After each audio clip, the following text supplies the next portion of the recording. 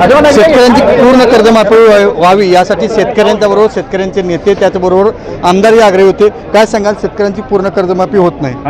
नाही, कर्जमाफीची घोषणा झाली परवासुद्धा. आम्ही सभागृहामध्ये याच्यावर चर्चा करत असताना सत्ताधारी पक्षानं पण काही आक्षेप घेतले, त्याची उत्तरं मिळाली नाहीत. विरोधी पक्ष म्हणून तरी आम्हाला त्या कर्जमाफीमध्ये शेतकऱ्यांना न्याय मिळत नाही हे सांगणं आमचं काम आहे. परंतु सरकार फक्त आकडेवारीची घोषणा करते, प्रत्यक्षात कर्जमाफी होणार काय ही साशंकता आम्हाला निश्चितपणे आहे. आता आज आपले मित्र, जवळचे मित्र असणारे सचिन अहिर हे शिवसेनेमध्ये प्रवेश केला आणि उपसभापतीचा फॉर्म भरला. कसं बघताय त्याला, आणि तुमच्या मित्रांचा तुम्हाला फोन आला होता का? नाही, सचिन भाऊ एक लढवय्या नेतृत्व आहे.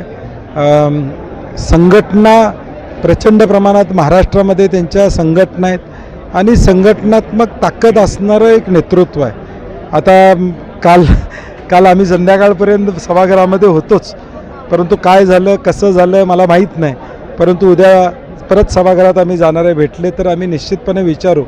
परंतु आम्ही सुद्धा माणसं आमची जाऊ नये त्यासाठी काँग्रेस पक्ष असू दे, शिवसेना असू दे, राष्ट्रवादी असू दे, आम्हालाही थोडं 2 पावलं पुढं जाऊन प्रयत्न करावे लागतील. कारण की पलीकडच्या बाजूनं वेगवेगळ्या माध्यमातून आमच्या लोकांना तिकडे घेण्याचा प्रयत्न या ठिकाणी सातत्यानं चाललेला आहे आणि आम्हाला देखील थोडं या ठिकाणी प्रयत्न करून आमचा जो काय आमदारांचा गट आहे किंवा आमचे आमदार आहेत, खासदार आहेत, ह्यांना एकत्रित ठेवायचं आव्हान आमच्यासमोर निश्चितपणे आहे आणि ते आम्ही करू निश्चितपणे.